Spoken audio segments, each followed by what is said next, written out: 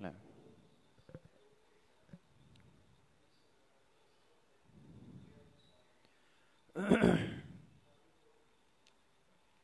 السلام علیکم۔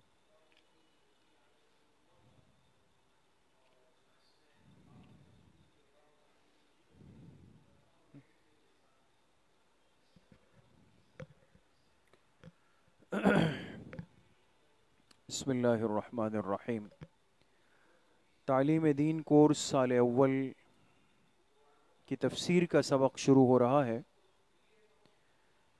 تمام ساتھی اور آن لائن مستورات و حضرات بھی قرآن کریم کھول لیں اور اپنی اپنی کاپیاں بھی کھول لیں۔ کہاں تک سبق ہوا ہے؟ کسی ساتھی کو یاد ہے؟ جی، سورہ فیل پوری ہو گئی، آج سورہ قریش ہوگی۔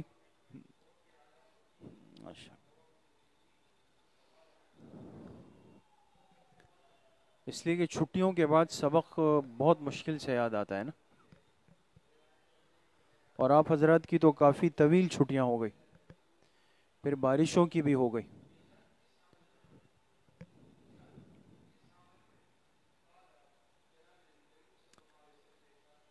جی پڑھیں، اعوذ باللہ من الشیطان الرجیم۔ تھوڑا سا آواز اونچا کر لیں۔ بسم اللہ الرحمن الرحیم۔ لإيلاف قريش إيلافهم رحلة الشتاء والصيف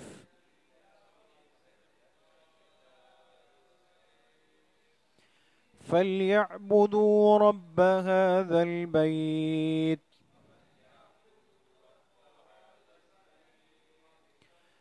الذي أطعمهم من جوع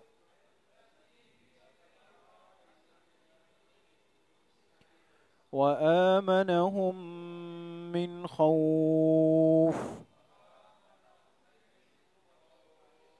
صدق اللہ العظیم۔ سورۃ الفیل مکمل ہوئی تھی اور اس کے بعد آج ہے سورہ قریش۔ جیسے عرض کیا تھا کہ ہر سورت میں ہم بنیادی طور پر کتنی باتیں پڑھیں گے؟ پہلے 4 باتیں۔ اس سورت کا ترجمہ، اس سورت کی وجہ تسمیہ، اس سورت کا موضوع اور اس سورت کا خلاصہ۔ یہ 4 باتیں ہر سورت میں ہوں گی، اس سورت میں بھی ہے۔ باقی اس کے علاوہ جو ضروری باتیں ہوں گی، سمجھنے کی باتیں ہوں گی، تو اس کو ہم فائدے کے عنوان سے، نکتے کے عنوان سے، نوٹ کے عنوان سے اس کو ہم پڑھیں گے۔ ٹھیک ہے؟ تو پہلے سورہ قریش کا ترجمہ تمام ساتھی اپنی اپنی کاپیوں میں اس کو غور سے اور توجہ کے ساتھ لکھیں۔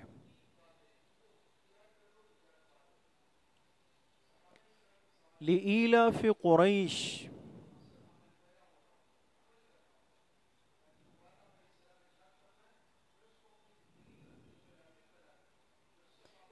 قریش کو مانوس کرنے کے لیے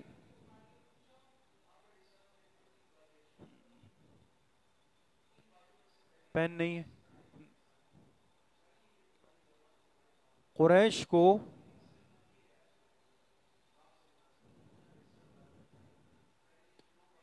مانوس کرنے کے لیے، مانوس کا مطلب جانتے ہیں؟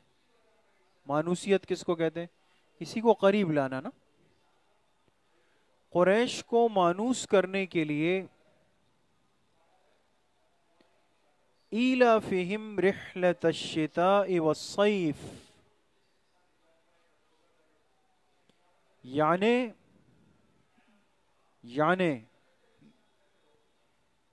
کہ وہ مانوس ہو جائے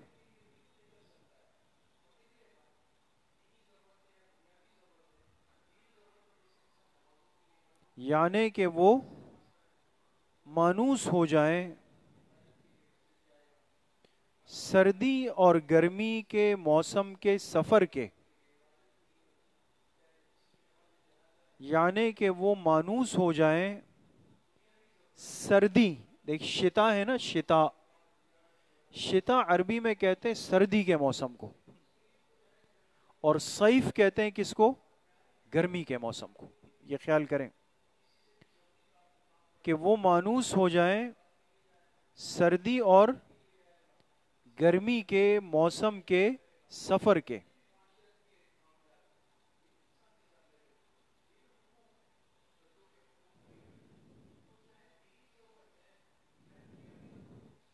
اب بریکٹ میں لکھیں گے، اب جو میں عرض کروں گا ترجمہ یہ بریکٹ میں آئے گا.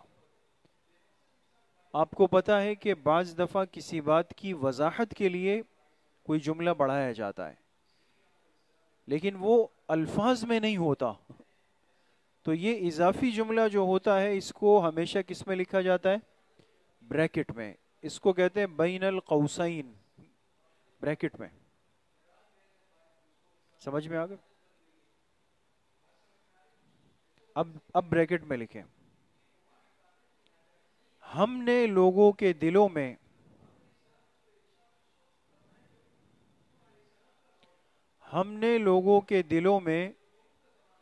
ان کی محبت ڈال دی.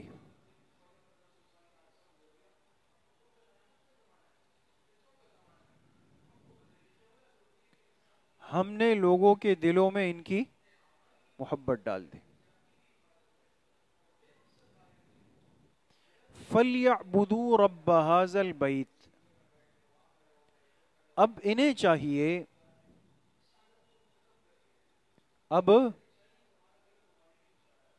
چاہیے، ان سے مراد کون ہے؟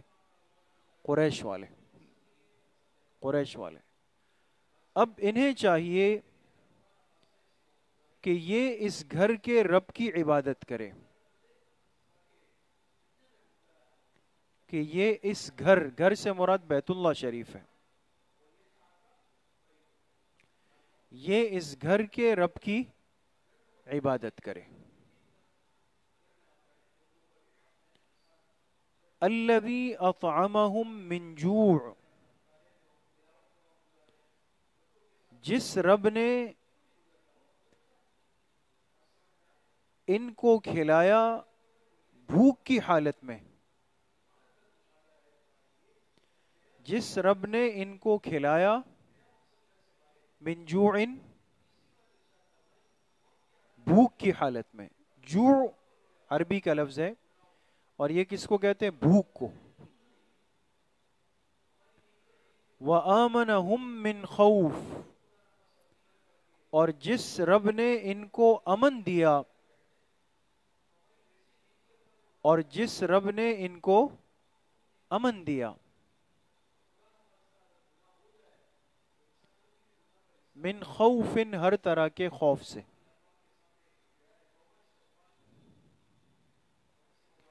ہر طرح کے خوف سے.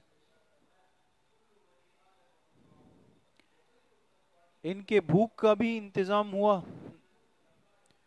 اور ان کے امن کا بھی انتظام ہوا.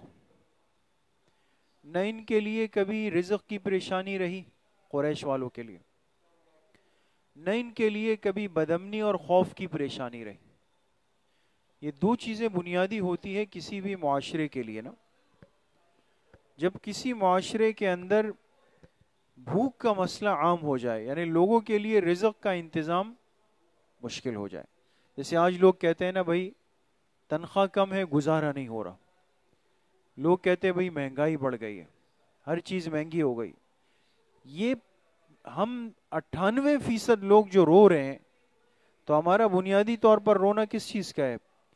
بھوک کے مسئلے کا ہے، رزق کے انتظام کا ہے. یہ پریشانی ہے نا. فکر معاش اصل مسئلہ ہے آج کی دنیا کا. اس کو اللہ پاک نے ایک جملے میں حل کیا کہ قریش کے لیے ہم نے بھوک سے انتظام کیا اور ان کے لیے رزق کی فراوانی کر دی. دوسرا مسئلہ جو کسی معاشرے کا ہوتا ہے وہ ہوتا ہے بدامنی کا. چلے سب کچھ ہے، کاروبار ہے، تجارت ہے، آپ ارب پتی کرب پتی ہے، لیکن آپ گھر سے نہیں نکل سکتے. باہر حالات خراب ہے، ڈاکو ہے، چور ہے، قاتل ہے، ہتھیار ہے، آپ کیا کریں گے؟ خوف ہو گیا نا. تو خوف جب کسی معاشرے پر مسلط ہو جائے تو سکون کی زندگی تو چلی گئی. تو دیکھیں قرآن کریم کتنی جامع کتاب ہے کہ ایک جملے کے اندر کسی بھی معاشرے کی سکون والی زندگی کو بیان کیا کہ فکر معاش ختم ہو جائے اور بدامنی کا خوف ختم ہو جائے. اور یہ دونوں نعمتیں اللہ پاک نے کن کو دی؟ قریش والوں کو دی. بات سمجھ گئے؟ یہ میں نے آپ حضرات سے آخر کی آیت کی تھوڑی سی وضاحت کر دی. اچھا، دوسری بات، اس سورت کی وجہ تسمیہ کیا ہے؟ یہ تو آپ لوگ بتا سکتے ہیں نا. اس سورت کا نام سورہ قریش کیوں ہے؟ پہلی آیت میں کیا لفظ آ رہا ہے؟ لِإِيلَافِ قُرَيْشٍ. تذکرہ ہی قریش کا ہے، تذکرہ ہی قریش کا ہے. اس مناسبت سے اس سورت کا نام کیا پڑ گیا؟ سورہ قریش. اور قریش کی سب سے بڑی خصوصیت کوئی بتا سکتا ہے؟ جی. اور ہاں، اصل بات یہ ہے کہ خود جناب نبی کریم صلی اللہ علیہ وسلم کا جو تعلق ہے وہ خاندان قریش سے. قریش، آپ قریشی ہیں. اور پھر قریش کی چونکہ آگے بہت ساری شاخیں بنتی ہے، پھر ان میں سے آپ جو ہے بنو ہاشم ہیں، اور پھر بنو ہاشم میں آپ بنو عبد المطلب ہیں، اور پھر اس میں سے جو ہے آپ بنو عبداللہ. سمجھ میں آگئے؟ تو عرب کا سب سے جو اعلیٰ خاندان تھا وہ قریش تھا، اور قریش کی سب سے اعلیٰ شاخ وہ بنو ہاشم ہے. اس لیے ہاشمی ہونا یہ اس دنیا کی سب سے بڑی نسبت ہے. ہاشمی. سمجھ میں آگئے؟ تو وجہ تسمیہ سمجھ گئے کہ اس سورت کو سورہ قریش کا نام کیوں دیا گیا؟ کہ پہلی ہی آیت میں کون سا لفظ آ رہا ہے؟ قریش کا لفظ آ رہا ہے. سمجھ میں آگئے؟ اچھا، ویسے ایک بات آپ سے عرض کروں اس سے ہٹ کر، کہ جو قریش ہے نا، یہ عربی کا لفظ ہے، اور لغت میں اگر آپ اس کا معنی دیکھیں گے قریش کے، تو قریش کہتے ہیں بہت بڑی مچھلی کو. مچھلی، مچھلی ہوتی ہے نا، ایک تو عام مچھلی ہوتی ہے چھوٹی، ایک جو ہم کہیں بھئی شارک ہے، ویل ہے، یا اس سے بھی بڑی کتنی ہوگی اللہ پاک کے علم میں بڑی بڑی مچھلی. تو عربوں کے ہاں جو سب سے بڑی مچھلی ہوتی تھی اس کو کیا کہتے تھے؟ قریش. قریش کہتے ہیں. تو اس خاندان کا نام قریش کیوں پڑا؟ مچھلی سے کیا نسبت ہے ان کی؟ بات سمجھ میں آ رہی ہے جو سمجھانا چاہتا ہوں؟ نسبت یہ ہے کہ یہ لوگ انتہائی درجے کے مہمان نواز تھے. ان کا دسترخوان بڑا وسیع تھا. اس میں فرق نہیں ہوتا تھا کہ کون آیا، کون بیٹھا، کتنی دفعہ بیٹھا، یہ فرق نہیں تھا. اس خاندان کی سخاوت اتنی زیادہ تھی اور دسترخوان اتنا بڑا تھا کہ لوگوں نے ان کو قریش کا نام دیا کہ بھئی یہ تو ایسا ہے کہ بڑی مچھلی دسترخوان پہ رکھ دیتے. سمجھ میں آ گئی؟ اس وجہ سے ان کا نام کیا پڑا؟ قریش پڑ گیا. دو باتیں ہو گئی. تیسری بات پہ آ جائیں. موضوع سورت لکھیں. اس سورہ قریش کا موضوع کیا ہے؟ ٹاپک، عنوان کیا ہے اس کا؟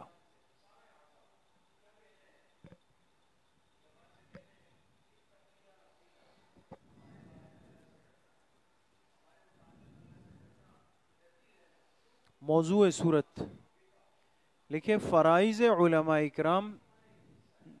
فرائض، فرائض، فرائض کہتے ہیں ذمہ داری کو.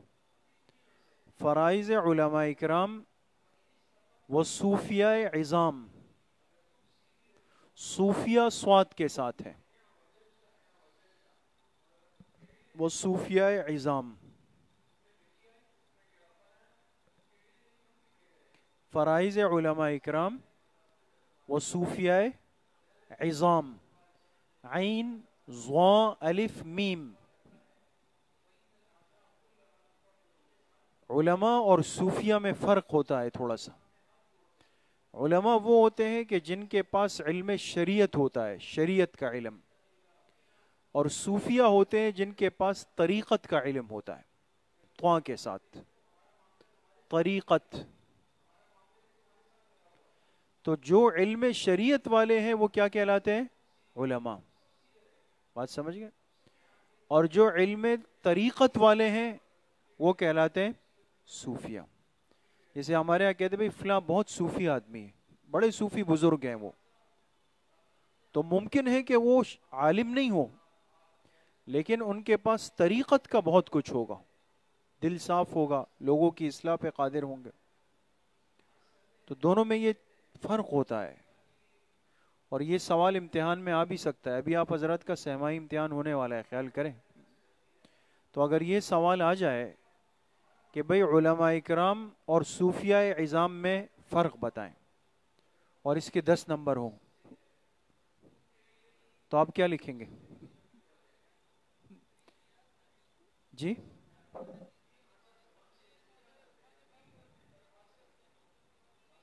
طریقت. جی ہاں، وہ عرض کر رہا ہوں ابھی. لیکن یہ فرق سمجھ گئے آپ لوگ؟ تو علماء کے پاس علم شریعت ہے، صوفیہ کے پاس علم طریقت ہے. اب شریعت اور طریقت میں فرق کیا ہے؟ آسان عرض کرتا ہوں تاکہ کوئی اس میں نہ وقت لگے نہ آپ حضرات کو پریشانی ہو. شریعت یہ ظاہر کا علم ہے، ظاہر کا جو نظر آ رہا ہے.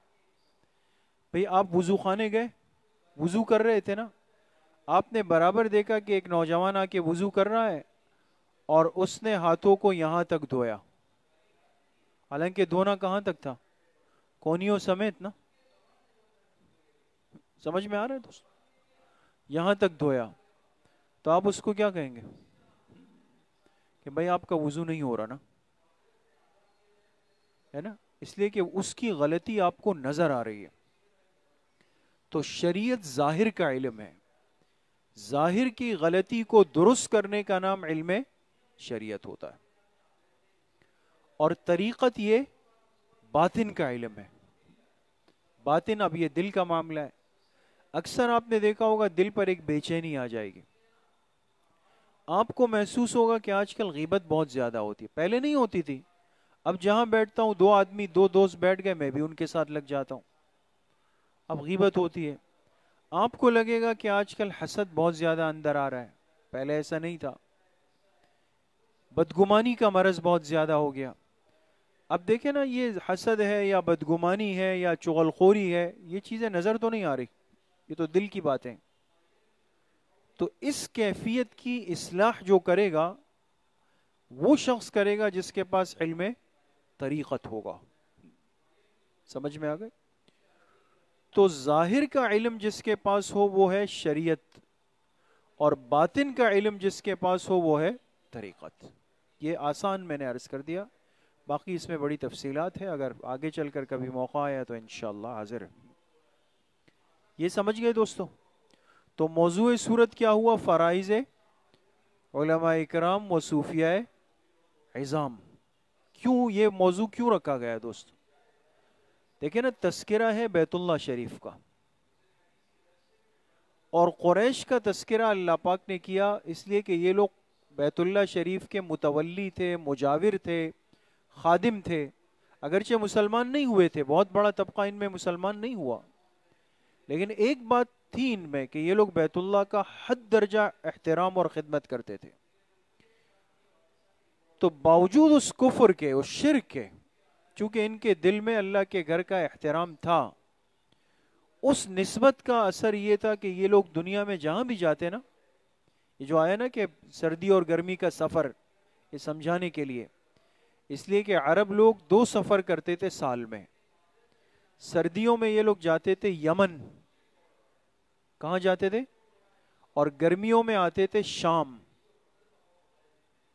سردیوں میں یمن اور گرمیوں میں شام. یہ ان کے 2 سفر ہوتے تھے بڑے تجارتی. لیکن یہ لوگ جب جاتے تھے نا یمن کی منڈیوں میں، شام کی منڈیوں میں، لوگ کہتے تھے او بھائی قریش والے آ گئے. اب ان کا کھانا، ان کا پینا، ان کا قیام، ان کا طعام وہ ایک الگ وی آئی پی ہوتا تھا. کیوں؟ یہ احترام ان کو کس وجہ سے مل رہا تھا؟ بیت اللہ کی وجہ سے مل رہا تھا. جو چیز 10 کی ہوتی تھی لوگ کہتے نہیں نہیں یہ تو بیت اللہ والے ہیں، ان کو 5 کی دے دو. تو اللہ پاک نے فرمایا کہ چونکہ ان کو میرے گھر کی نسبت سے یہ سب فوائد اور برکات مل رہے تھے، تو جو آدمی اللہ کے علم اور اللہ کے دین کی نسبت سے اگر معزز بنے نا معاشرے میں، تو اس کی بھی ایک ذمہ داری ہوگی کہ وہ پھر اللہ کے گھر سے جڑا رہے گا. فَلْيَعْبُدُوا رَبَّ هَذَا الْبَيْتِ، وہ اسی گھر کے رب کی کیا کرے گا؟ عبادت کرے گا. سمجھ میں آ گئی بات؟ ختم. آگے لکھیں چوتھی بات، خلاصہ سورت.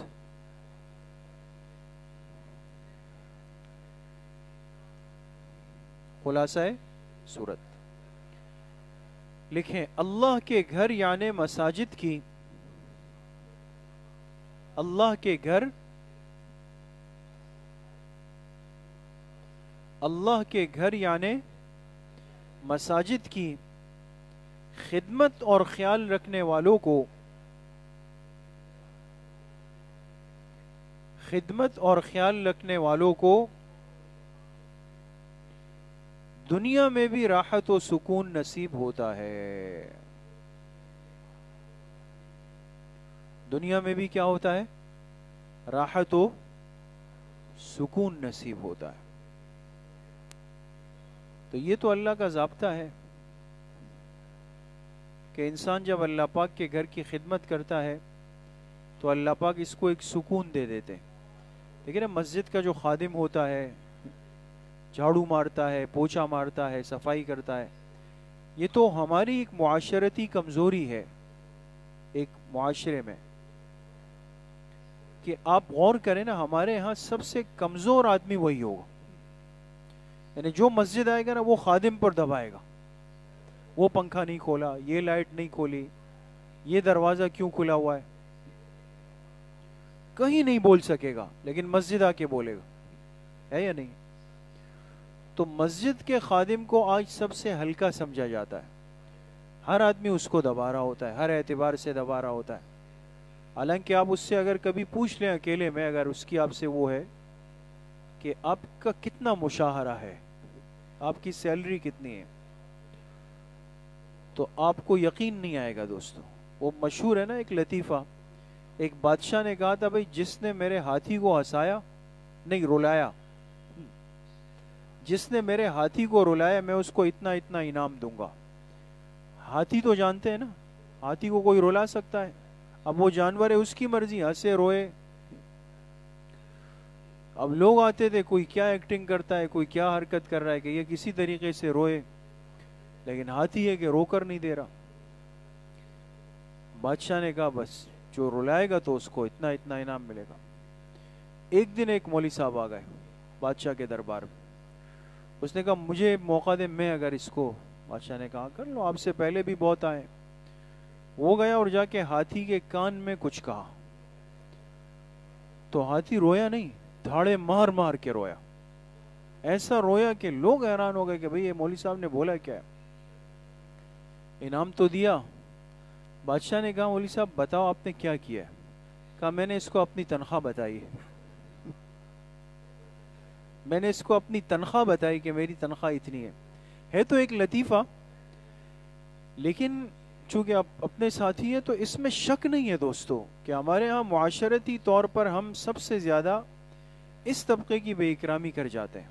بعض اچھے لوگ ہوتے ہیں، جیسے الحمدللہ ہمارے ساتھی بہت اچھے ہیں، لیکن ان چیزوں پر تھوڑی سی توجہ کی ضرورت ہر جگہ پر رہنی چاہیے کہ بھئی یہ اللہ کے گھر کی خدمت کر رہے ہیں.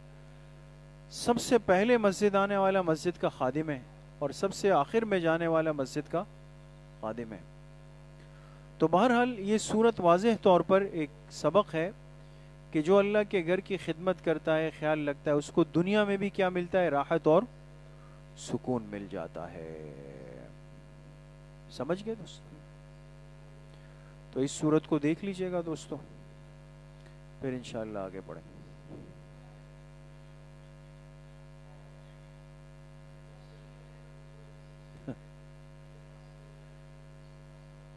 اصل میں دو باتیں اس میں اور بھی ہیں ہمارے پاس، لیکن وہ میں نے ارادتاً چھوڑ دی، تو انشاءاللہ خیر آپ نے ابھی سوال کر لیا ہے تو آئندہ سبق میں اس پہ انشاءاللہ بات کر لیتے ہیں پھر، کہ موجودہ حالات کے اعتبار سے اس صورت سے کیا ایک سبق ملتا ہے اس امت کو۔ ساتھی جو ہے نا پابندی کا اہتمام فرمائیں اور وقت پہ بھی آنے کا اہتمام فرمائیں، کوشش کریں مغرب یہیں پڑھیں، اگر اپنے مقام پہ بھی پڑھے تو بس فرض اور سنت پڑھ کر فوراً پہنچ جائیں، چھٹی بالکل نہ کریں، پہلے ہی چھٹیاں بہت زیادہ ہو گئی ہے، اگر آپ لوگ زیادہ چھٹیاں کریں گے تو پھر ہم مشورہ کریں گے کہ بدھ جمعرات اور اتوار کی چھٹی ختم کریں گے، پھر آپ لوگ ناراض ہوں گے، گلہ کریں گے، ٹھیک ہے؟ تو کسی بھی سخت فیصلے سے پہلے جو ہے نا آپ لوگ ان 4 ایام کی پابندی کریں، ٹھیک ہے نا انشاءاللہ۔ السلام علیکم۔